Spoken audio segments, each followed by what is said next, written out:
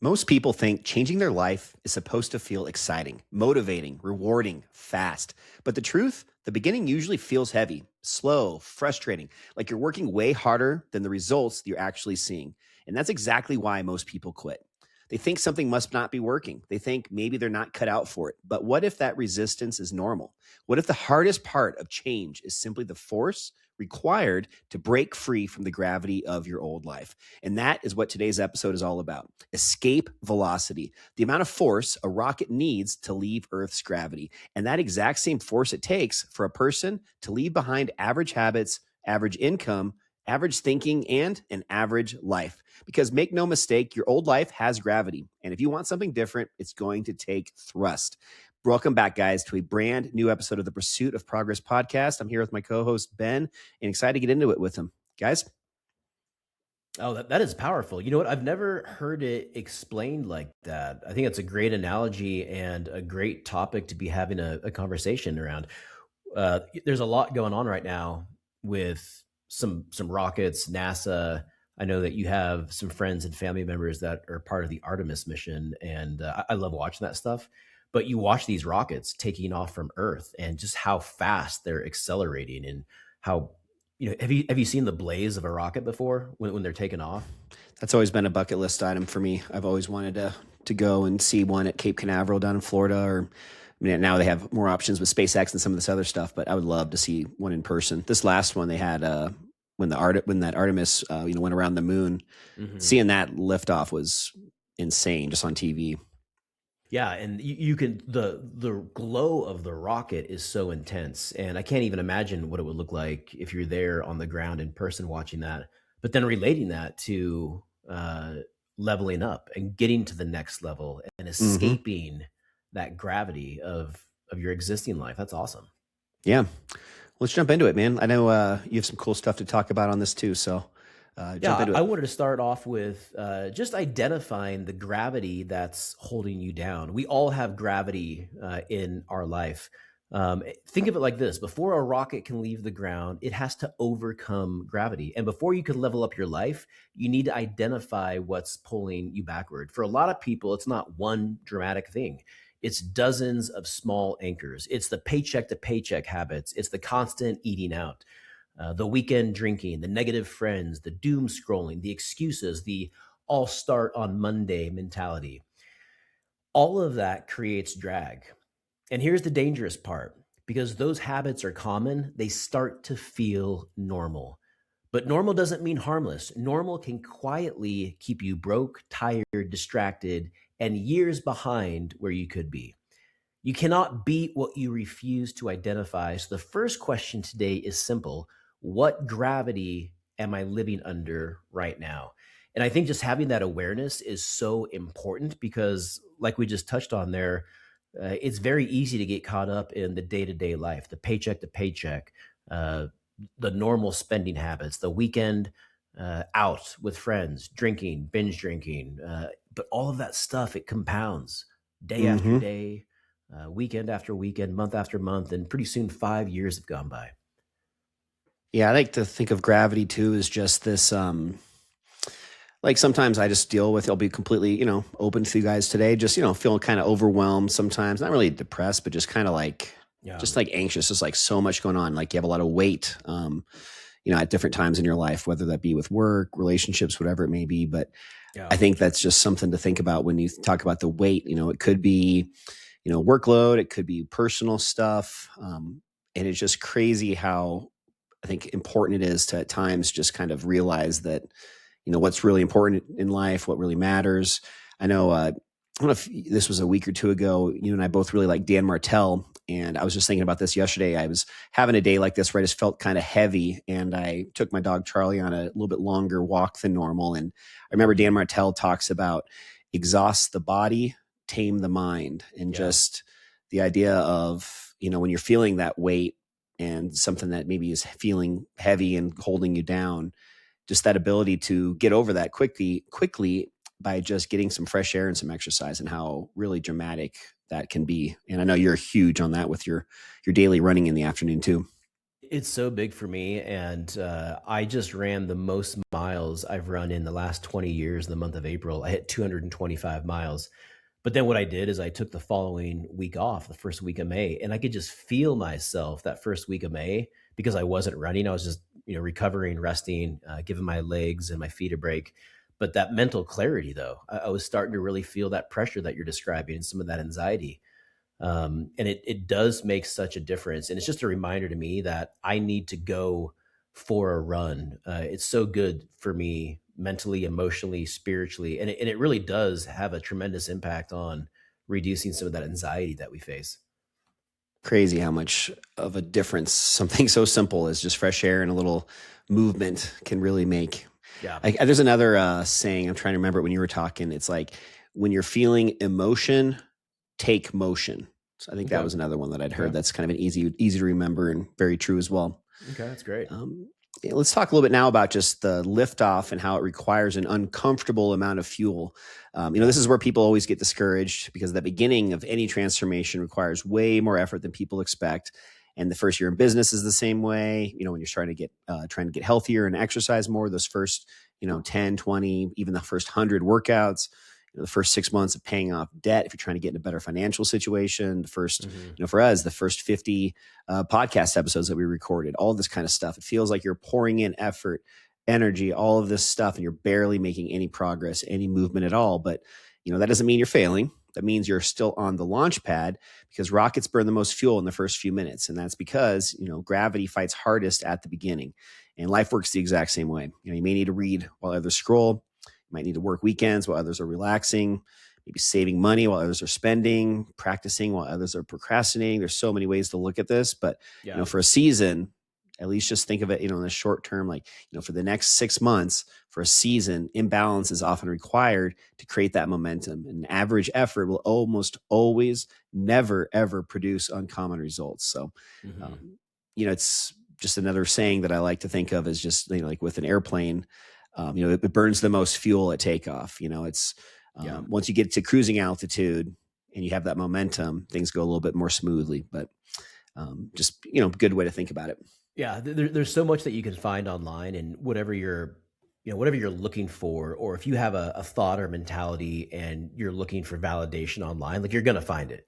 And one of those things is the balanced life versus the imbalanced life. And of That's course, such BS. it's Balanced life. who doesn't want to live a balanced life? But you're absolutely right. If you're going to do something remarkable, if you're going to do something impactful, if you want to get ahead, you're going to have to put the hours in. One thing that I have realized as I've gotten older, and I've shared this with my kids, is that the ability to work hard and be intentional, that's an actual skill. And you have to learn to develop that. The tenacity and the focus, what you're describing here, especially during the takeoff period. When I got into mortgage back in 2017, and this is right when I was going on my own, I would spend every Saturday in the office. I would ask my manager for a list of numbers, and I would just start making cold calls. And I did that for Saturday after Saturday after Saturday for about a year. It's not because I wanted to do that, but Sounds horrible. But it gave me an opportunity to refine my phone skills. It gave me an opportunity to connect with, build relationships and connect with folks. And I got business out of it. But I reflect back to that because that was my takeoff for when I transitioned into this industry. When you're transitioning into a new industry, or you're starting something new for the first time, you do have to do things to keep that momentum that are probably going to make you uncomfortable. Just one thing I'll add to that I've been really trying to be intentional about for the past year or so is not looking at the weekend as the weekend. And anybody else that's out there listening or watching us on YouTube today that is also an entrepreneur or just a hustler, somebody that's trying to, pursue progress, man, there is something to be said about just, if you work a little bit every day, Saturday and Sunday, just putting in a couple hours, whatever it may be, but just putting a little bit of effort on the weekends, it makes Monday so much more just palatable. It's not this like, oh God, it's Monday again. It's like you can feel, content with not, maybe having a little bit easier of a Monday because you put in the effort on Saturday and Sunday. And it's just crazy how, like, even just the 2 days on a weekend, how because of those 2 days off is the reason why Monday always is such a, a slog to get back into the groove. Just 2 days and you already feel that. Have you ever gotten the Sunday scaries, is what they're called? My girlfriend Courtney and I talk about that all the time. Not as much anymore, with her I, having a different career path right now. But yeah, I used to get that so bad, maybe 5 or 10 years ago, where I just had, and I don't drink alcohol anymore, so that's helped tremendously. But I used to get like the Sunday scary so bad, like Sunday evening before going back to work. And to your point, one thing that I'm trying to do, that I'm focusing on, is really trying to keep my morning routine and what time I get up every morning the same on the weekends. I haven't been able to do it because a lot of times I'm just so tired and I feel like I need that extra sleep. But I do enjoy going to a Starbucks, and I'm always working, but I'll kind of change where I'm working, how I'm working, the projects that I'm working on. And so like weekends for me is more passion, more things that I want to build outside of my normal day to day. But to your point though, it's like I'm always doing stuff. And that does just keep you more. What I've realized is that when you're constantly feeding your mind, it helps you stay on top of certain things as far as education, skill set, knowledge, being a resource for not just my mortgage career, but maybe some of these other things as well. yeah, definitely. I like that. What I wanted to share is that why most people quit, and most people quit during this fuel burn that we're talking about. The most important part of the episode is right here. Most people are not failing; they are quitting during the invisible phase. They quit because there's no applause, there's no obvious payoff, no big dramatic signs that it's working. They go to the gym for 2 months and don't see the abs. They make videos for 90 days that don't go viral. They save money for 6 months and still feel broke. So they stop. But compounding is invisible until it isn't. The leads are building, the discipline is forming, the confidence is growing, the systems are getting tighter. You just can't fully see it yet. And this is the part where most dreams die, not because the person lacked talent, but because they mistook slow progress for no progress. And that's, I mean, how true is all that? Yeah. We've done some episodes in the past. I think it was maybe a year or two ago in season one about the oh man, I'm forgetting the name of it. The curve where it's the first year optimistic. You know what I'm talking about? Hmm. Oh man, I should have thought that through before I started talking. But just an example though of oftentimes it's when you're having those feelings of you're not seeing anything, you're feeling like nothing's even happening. It's Yeah. maybe the point of maybe quitting, but it's always right after that you start to actually have results. And so many people quit when they're, at the 5 yard line, almost in the end zone, but they just quit right before they really are going to see those results. Yeah, that's absolutely right. I think that the Valley of Despair is what you were referring to There we go. Yep. Yep. from a couple years ago. But it's absolutely right. I have that Alex Hormozy quote. If you don't quit, you can't lose. I mean, that's one of my favorite things that I just tell myself constantly. If you don't quit, you can't lose. And that's truly what it's all about. And you can apply that to every area of your life, your fitness, your relationships, your work, your career. If you don't quit, you cannot lose. And I think on this podcast, we talk about personal growth. We talk about going to the gym, developing healthy habits. We talk about long term investing. And I also think that this is why Americans struggle in so many different areas, is because they want the results right now. They want the abs right now. They don't want to wait 3 months. They want to be a millionaire right now. They don't want to have 10 years of grinding and living an imbalanced life.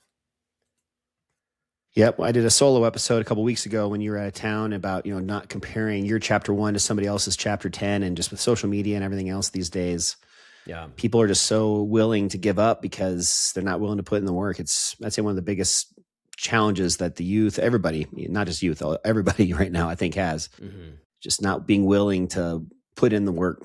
Very, very Yeah. true. Yeah, putting the work in and having that delayed gratification and that long-term vision and mindset. And that's why you have to have a long-term vision that's very compelling for yourself and your family. Do you ever watch Jim Rohn? Sometimes I'll share stuff Yeah. with you, but Hmm. man, he is so good.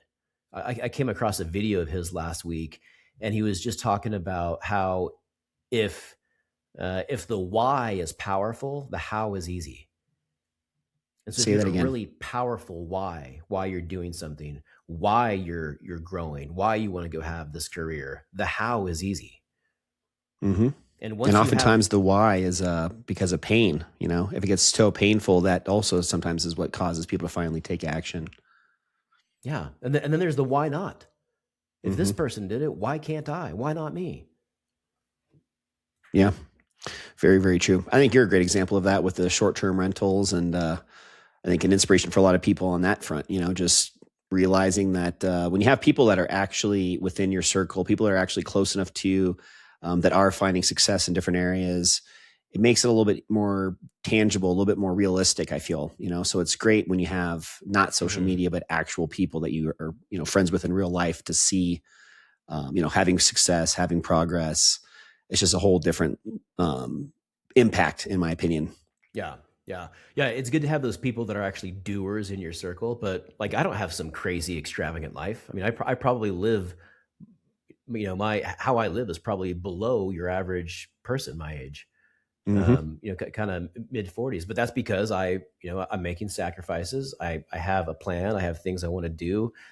But, earlier in the episode, I was talking about some anxiety and some frustrations, and, the Airbnbs a little bit this past month or two, there's been some anxiety there and some frustration. And so it's looking at all these different things and putting all your eggs together and realizing that, this season with this asset or this thing right now is going through a little bit of a challenge, but over here, this other source of income, things are going better and they're improving. And then you got the social media stuff and this, so it's putting all of that together and just realizing that there's going to be ups, there's going to be downs, things are going to be growing, contracting, you're going to be experiencing highs and lows all at the same time. And so it's learning how to manage all of that just emotionally.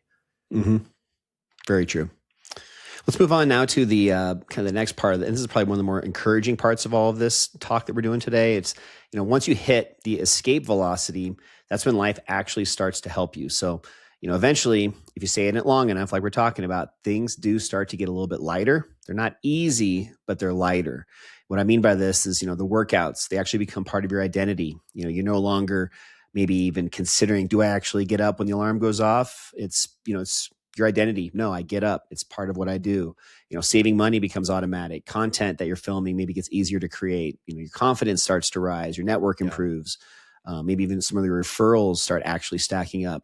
Now is when the momentum is actually starting to help carry you, and you're no longer using all of that energy just trying to get off the ground. You're operating from a new altitude, and this is what I was saying earlier about, you know, if an airplane burns the most fuel at takeoff, once you get to that cruising altitude, you know, that's when all of a sudden you have all the people that come out of the woodwork, you know, wow, Adam, wow, Ben, you got so lucky, you know, man, how Yeah. are you so successful? You know, all these just surface level comments that don't see any of the work that you've been doing to take off to get to that cruising altitude. You Hmm. survived that fuel burn that, you know, they never even stayed around long enough to finish. So escape velocity is ugly, it's lonely, it's exhausting until suddenly it becomes freedom. And that's just, again, that sticking into it long enough where you can finally get some results. That's so powerful. And then think of it like this: after you escape the gravity that you're describing, then at some point you're going to start attracting new things into your life. Better opportunities, better resources, values, other people that are maybe more aligned with what you're trying to accomplish, and then all of a sudden you're in a different galaxy or universe. And I feel like you're, when you have momentum, when you get to that cruising altitude, you also have the capacity to take on more at that point. You know, what once was overwhelming now just is, again, part of your routine where, you Yeah. know, and like, as an example with real estate, you know, when I first got into it, even just one listing, you know, was a full plate for me. And now it's like, you know, a couple buyers, couple listings, couple sell, you know, just a lot on your plate, yet it doesn't feel, you know, any worse, any more stressful than it did when I first got started and only had one thing. You know, it's just Hmm. that repetition, that momentum, just that ability to have the confidence, the clarity, and just that capacity to take on more. And going before you're ready, For sure. getting out of your comfort zone. You don't think you're ready or you don't think you're qualified? Good. The time to act is now. When you talk about getting out of your comfort zone, I know we got to close this one out in a second, but totally kind of different tangent here. But I just think about our generation not having cell phones, being able to really be forced to talk to girls, as I'll use dating as an example, to have to go talk to them in person, and nowadays it's just such a completely different dynamic where kind of along these same lines, like there's just no ability, no way to actually build that confidence. And I don't know, that I've just been thinking about that a lot recently with just the generation that we're in and how different a lot of these just social constructs are compared to how it was when we were around, and how just something as simple as just asking a girl out on a date or to homecoming or prom, how much different that is. But that by itself isn't that big of a deal maybe, but just how those little things as an adult have really formed you into the person that you are, and the capacity to, handle that type of stuff. And maybe I'm going on a tangent there. It is such an interesting topic, and we should do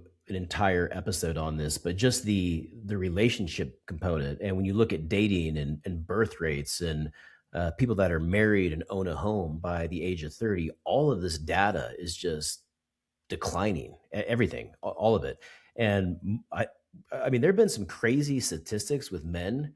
I mean, I think it's only like 18% of men that are age 25 have asked a woman out in person. I saw one today on the news saying that a third of men from the age of 18 to 30 still live with their parents. Yeah. And Colorado is one of the biggest states. And so a lot of things are changing. That cold approach is what we're talking about. And I think a reason for that is because of how we look at success and failure and look at rejection. And rejection can actually be a very healthy thing, but you have to be able to be okay with getting rejected. And if you ask 100 girls out, you might get rejected by 93. But if you're so afraid of rejection that you're not going to ask anyone out, then you'll never go on a date. You may never have a relationship. And so redefining that and re-looking at that. When I was a kid, I sold chocolate bars, and so I would go door World's to door. greatest, World's finest. World's finest. Man, World's those were finest good. chocolate. $1. Well, we had the double bars because they were like stacked together. They were two, so they were $2. Oof. Man, I would pay $5 for one of those right now. We'd go door to door and got a lot of no's, got some yeses. We'd also go to businesses. We'd go to car dealerships. And I was just very thankful that my dad encouraged me to go do that. He would drive me around all these places and support me, but I was still the one that was knocking on these doors. And so just being able to knock on somebody's door, introduce yourself, share with them who you are, why you're doing this, why it's important, and then getting a sale or not, it's a really, really valuable thing. So I don't think that youth nowadays are doing things like that, because that's what sets you up for some of those skills later in life. Absolutely. So if this feels heavy right now as we wrap up here, that's good. That may not be a failure calling. That may be your liftoff calling. If you feel like you're putting in massive effort with limited visible reward, just keep going. You may be far closer to momentum than you realize. Your old life has gravity. Your new life requires thrust. Stay in the burn, keep applying force, and that thrust will eventually turn into discipline and then compound into freedom. We'll see you guys next week on the Pursuit of Progress podcast. Until then, let's keep thrusting forward. For Benjamin Adams and Adam Lang, we'll see you guys next week. See you guys.